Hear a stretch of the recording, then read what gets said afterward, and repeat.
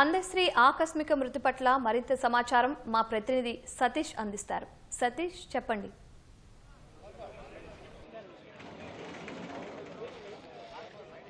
ప్రముఖ వాగ్గేయకారుడు, ప్రకృతి కవి, ప్రజాకవిగా గుర్తింపు పొందినటువంటి అందశ్రీ హఠాన్ మరణం సాహితీ లోకాన్ని తీవ్ర దిగ్భ్రాంతి గురి చేసింది. ప్రస్తుతం ఆయన భౌతిక కాయాన్ని లాలాపేటలోని నివాసానికి సమీపంలో ఉన్న Jayashankar indoor stadium, Lalapet indoor స్టేడియానికి తరలించడం జరిగింది. ప్రస్తుతం అందశ్రీ భౌతిక కాయం ఇంకా అంబులెన్స్లో ఉంది. దీనికి సంబంధించి అందశ్రీకి ఘనంగా తుది నివాళులు అర్పించేందుకు ప్రభుత్వం అధికారికంగా ఏర్పాటు చేస్తుంది. ప్రస్తుతం లాలాపేట మైదానంలో దీనికి సంబంధించినటువంటి ఏర్పాట్లను మంత్రి వాకటి శ్రీగారితో పాటు డిప్యూటీ మేయర్ శ్రీలతా శోభన్ రెడ్డి, అదేవిధంగా స్థానిక నాయకులంతా కూడా ఇక్కడికి చేరుకొని అధికారులంతా కూడా ఏర్పాటు చేస్తున్నారు. ఇప్పటికే ముఖ్యమంత్రి రేవంత్ రెడ్డి పోలీసు లాంఛనాలతో అందశ్రీ అంత్యక్రియలు నిర్వహించాలని చెప్పి ఆదేశించిన దరిమిలా అధికార యంత్రాంగం అంతా కూడా లాలాపేటకు చేరుకుని ఆయన భౌతికానికి అభిమానులు కావచ్చు, సాహితీ ప్రముఖులంతా కూడా తుదిగా నివాళులు అర్పించేందుకు ఇక్కడ ఏర్పాట్లు జరుగుతున్నాయి. ప్రస్తుతం లాలాపేటకు స్టేడియానికి సంబంధించి అంతా కూడా ఆయన భౌతికాయం ఇక్కడ ఉండడంతో ప్రముఖులు, అభిమానులంతా కూడా ఇక్కడికి తరలి రావడం జరుగుతుంది. ప్రస్తుతం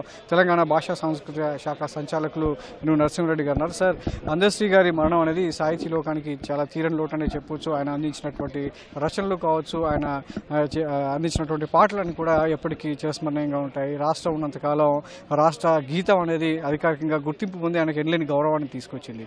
ఈ క్రమంలో ఆయన హఠాన్ మరణం అనేది సాహితీ ప్రియులకు ఎంత లోటు అని చెప్పొచ్చు? ఇది నిజంగా చాలా దిగ్భ్రాంతికరం. ఎందుకంటే నిన్న మొన్న 2-3 రోజుల నుండి కూడా ఆయన బయట మామూలుగానే తిరుగుతూ ఉన్నాడు. మాతో గురువారం రోజు మా దగ్గరికి వచ్చి నాతో ఒక గంట సేపు చాలా డీటెయిల్డ్గా, చాలా హాయిగా, కంఫర్టబుల్గా మాట్లాడి మరీ బయటికి వెళ్ళి ఈ 2-3 రోజుల గ్యాప్ మాత్రమే చూశాను నేను. ఇవాళ 7:30కి ఆయన ఇంకా లేడు అనే వార్త చాలా విషాదకరం. ఆయన మామూలు కవి కాదు. నిజానికి నేల అడుగు నుండి శిఖరం కొసల దాకా చేరినటువంటి కవి ఎవరైనా ఉన్నారంటే తెలంగాణ గడ్డ మీద అందశ్రీ ఒక్కరే అని చెప్పొచ్చు.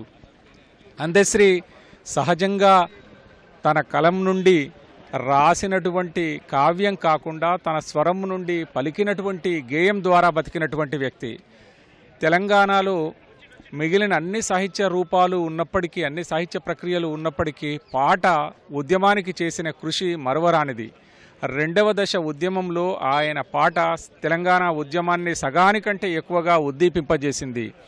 జయ జయ హే తెలంగాణ జననీ జయ కేతనం అనే ఒక సంస్కృత పదభూయిష్టమైన గేయాన్ని ప్రజల నోళ్లల్లో పలికించగలిగేటటువంటి శక్తి అందశ్రీకి మాత్రమే ఉండే.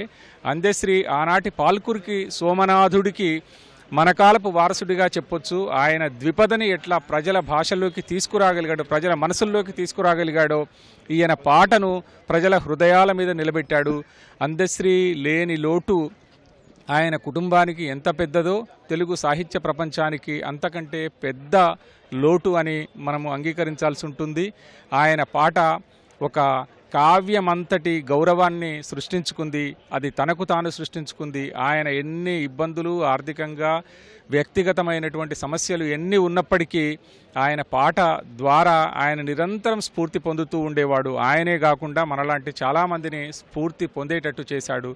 ఆయనకి మనం నివాళులు అర్పించవలసిన పరిస్థితి వస్తుంది అని ఇట్లా అనుకోలేదు. సాహితీ ప్రముఖులంతా కూడా తీవ్ర ఆవేదన వ్యక్తం చేస్తున్నారు.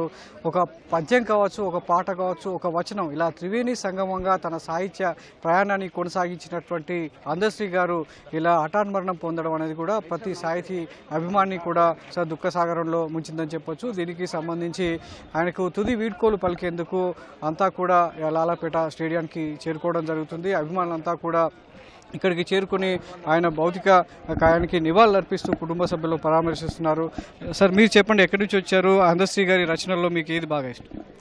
యాక్చువల్గా నా పేరు సత్యనారాయణ, సంగిశెట్టి సత్యనారాయణ. 36 సంవత్సరాల నుంచి అందశ్రీ గారు నాకు మిత్రులు. అయితే ముఖ్యంగా ఏంటంటే ప్రపంచంలోని పెద్ద నదులన్నీ చూద్దామనే తలంపుతో మీ ఇద్దరం కలిసి ప్రపంచ యాత్ర చేశాం.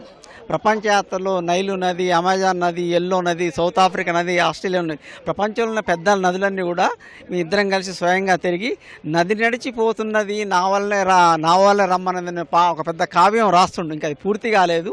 అయితే అతనితోని ఒకటే బెడ్ అనుకోవచ్చు. ఎందుకంటే ఒక 10 సంవత్సరాలు తిరిగాము ఇద్దరం. ఎన్ని అంటే కాంగో తిరిగాము, సౌత్ ఆఫ్రికా తిరిగాము, ఈజిప్ట్ తిరిగాము, చైనా, రష్యా, ఆస్ట్రేలియా, ఈ దేశాలన్నీ కూడా తిరిగి అక్కడున్న పెద్ద నదులు వాటిని పరిశీలించి నది మీద అతను పెద్ద కావ్యం రాస్తుండు. అయితే అతను అలాంటి కవి కానీ అలాంటి వాళ్ళు నాకు తెలిసి ప్రస్తుతం మన తెలంగాణలో ఈ తరంలో అయితే ఎవరు లేరు. కావ్యం ఎంతవరకు వచ్చింది సార్? ఎంతవరకు పూర్తి చేయాలని సంకల్పంతో ఉండేవారు? అది పెద్ద కావ్యం. అది దాదాపు ఒక 20%, 30% అయింది. ఇంకా నడుస్తుంది. రెగ్యులర్గా అప్పుడప్పుడు రాస్తుంటాడు. మీ ఇద్దరం కూర్చొని డిస్కస్ చేస్తుంటాము. ఆయన తిరిగినాం కాబట్టి ఆ ఇన్ఫర్మేషన్ అంతా ఆయనకు చదవటం రాయటం రాదు కాబట్టి నేనే రాస్తుంటాను. నా దగ్గర ఉంటుంది ఇన్ఫర్మేషన్ అంతా. ఏ దేశం ఎప్పుడు వెళ్ళాం, అక్కడ ఏముంది, ఎలా ఉంది, అవన్నీ కూడా ఇద్దరం డిస్కస్ చేస్తుంటాము. అది రాస్తుంటే పూర్తి కాలేదు ఇంకా. కానీ కొన్ని పాటలు రాసి కొన్ని గేయాలు మాత్రమే రాయటం అయింది. అదొక పెద్ద కావ్యంగా రాసి రిలీజ్ చేయాలనేది ఒక గొప్ప సంకల్పం. అయితే మాకు 30 సంవత్సరాల క్రితమే తెలుగు యూనివర్సిటీ ద్వారా, నేను కూడా తెలుగు యూనివర్సిటీ విద్యార్థిని సత్యనారాయణ, జానపద కళ డిపార్ట్మెంట్ నాది. దానివల్ల మాకు మంచి సంబంధాలు ఏర్పడి అప్పటి నుంచి కూడా ఇప్పటివరకు కూడా మొన్నటి వరకు కూడా రోజు రెగ్యులర్గా కలుస్తూ ఉంటాము. ఎవ్రీడే ఆయన ఏ టూర్ వెళ్ళాలన్నా ఎక్కడికి వెళ్ళాలి. యాక్చువల్గా నా business travel agency, check-in travel agency కాబట్టి అతనికి వీసా కానీ టికెట్లు కానీ ఏదున్నా కూడా నేనే స్వయంగా చూసుకోవటం జరుగుతుంది. ఇలా చనిపోతున్న మిత్రుడు అన్నారు కాబట్టి ఆయన ఆరోగ్యపరంగా ఎట్లాంటి జాగ్రత్తలు తీసుకునేవారు? ఇలా జరగడం అనేది ఎంత బాధాకరం. అసలు ఆరోగ్యం అంటే రోజు కూడా ఆయన ఎవ్రీడే ఉస్మానియా యూనివర్సిటీలో 1.5 hour నడుస్తాడు. మేము టూర్ పోయినా కూడా ప్రతిరోజు కూడా యోగా చేస్తాడు, గంట సేపు భస్రిక ప్రాణాయామం చేస్తాడు. ఆరోగ్యం కనీసం ఆయన నీచు ముట్టడు, కనీసం ఒక ఎగ్గు కూడా వినడు, నాన్ వెజ్ అసలు ముట్టడు, ఓన్లీ శాకాహారి, అన్ని బ్రాహ్మణ పద్ధతులు పాటిస్తుంటాడు. ఆరోగ్యం విషయంలో అద్భుతంగా ఉంటుంది. ఏ ఇబ్బందులు అయితే లేవు. ఇంత జర్నీలు చేసినాం కానీ ఎక్కడ సిక్కు కావటం కానీ ఒక జ్వరం రావటం కానీ ఏమి లేదు. చాలా స్ట్రాంగ్గా ఉంటాడు. అసలు ఏం చెడు అలవాట్లే లేవు. కనీసం నాన్ వెజ్ తింటే ఎగ్గు కూడా తినడు. మాకు అదే వేరే దేశాలు పోయినప్పుడు ఇబ్బంది అవుతుండేది ఫుడ్ కోసం. నేను నాన్ వెజ్ తింటా, ఆయన తినడు. ఆయనకు ఏం దొరికేది కాదు. ఓన్లీ జస్ట్ ఆలుగడ్డ ముక్కలు, ఈ చిప్స్ ఉంటాయిగా, అవి తిని ఉండేవాడు. పప్పు తప్ప వేరే ఏం తినడు. అలాంటి చాలా ఆరోగ్యంగా ఉంటాడు, చాలా స్ట్రాంగ్ ఉంటాడు. మరి ఇది ఎందుకు జరిగిందో అనేది ఇదొక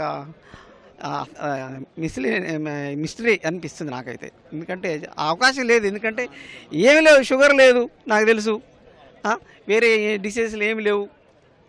ఇప్పుడు సీఎం గారు ఇచ్చిన ప్లేస్లో ఇప్పుడు ఇల్లు కట్టిస్తుండు, రోజు వెళ్తుండు, ఆయనే స్వయంగా పరిశీలిస్తుంటాడు. ఎవ్రీడే ఫోన్లో మాకు టచ్లో ఉంటాడు. ఒక స్లాబ్ పడంగానే పడ్డది బ్రదర్ అంత నన్ను బంగారు సత్యం అని పిలుస్తాడు.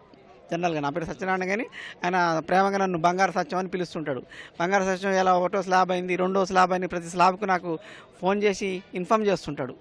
కానీ ఈరోజు మమ్మల్ని అందరినీ విడిచిపెట్టుకోవటం అనేది మాకే కాదు, మన తెలంగాణకి, తెలుగు వాళ్ళకి, ప్రపంచంలో ఇక్కడే కాదు, ఆయన అభిమానులు మీ ఇద్దరం కలిసి తిరిగినాక ఎక్కడికి పోయినా కూడా బ్రహ్మరథం పట్టేవారు. మీ ఆస్ట్రేలియా పోయినా ఆస్ట్రేలియా తెలుగు సంఘం కానీ, సౌత్ ఆఫ్రికా పోయినా అక్కడ తెలుగు సంఘం కానీ, ఎక్కడ అన్ని సంఘాలు కూడా తెలియకపోయినా ఆయన పేరుతో దగ్గర అక్కును చేర్చుకుని ఎంతో ప్రేమతో ఆదరవిమానాలు ఇచ్చి గౌరవించేవారు. అలాంటి వాడిని మనం కోల్పోవటం అనేది చాలా దురదృష్టకరం.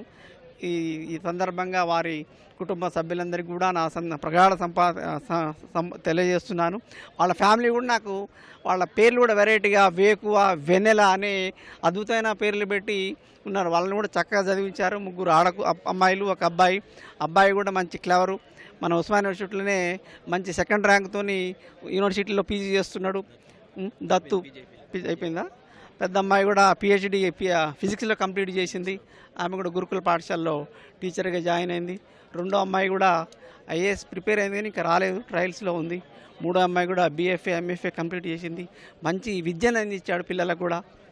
కాబట్టి అలాంటి వాడిని కోల్పోవటం అనేది చాలా దురదృష్టం. చాలామంది అందశ్రీ ఆత్మీయుల నుంచి, గుండె లోతుల్లో నుంచి వస్తున్నటువంటి వేదన.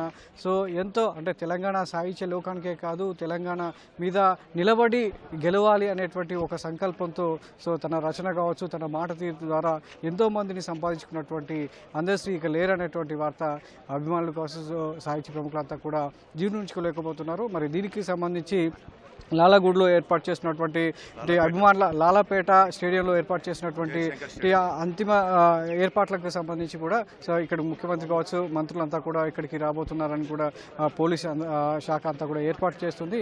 సో అందశ్రీకి పోలీసు లాంఛనాలతో ప్రభుత్వం సో అన్ని రకాల వీడ్కోలు పలికేందుకు కూడా ప్రస్తుతం అయితే లాలాపేట జయశంకర్ స్టేడియంలో ఏర్పాట్లు జరుగుతున్నాయి. Vote studio.